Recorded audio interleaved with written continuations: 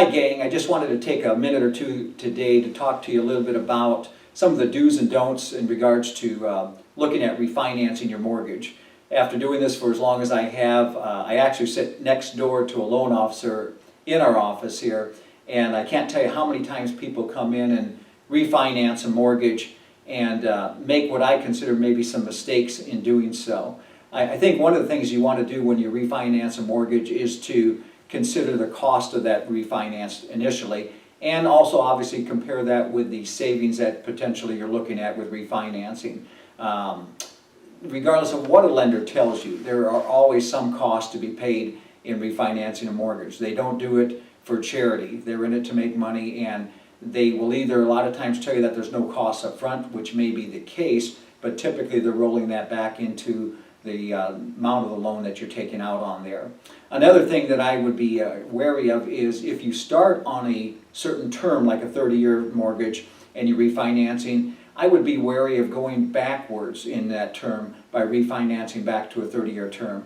I think if you're going to consider this, you want to do that wisely, and one of the best things I would recommend is to consider how you can get out of debt sooner than later.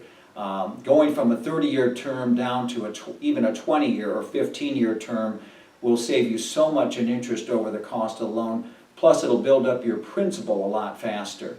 And I can't tell you how many times I see people start on a 30-year term, pay on that loan for 3 or 4 years, and then go back to a 30-year term.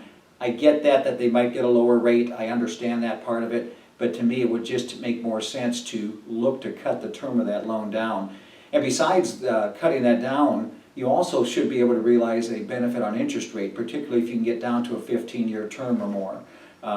The savings on a 15-year term versus a 30-year term is probably a half to maybe 0.75% difference in the interest rate on that. So again, consider how long you're going to be in the house also, because if you're going to have some costs that you're going to pay on it, you'll want to make sure that you're going to live in that home and recoup that cost over the course of a year or two, depending upon how long you're going to be there. So anyway, some words of advice for today. Hope that helps you as you consider that. If you have any other questions, please feel free to give me a call at my office here, 453-5190.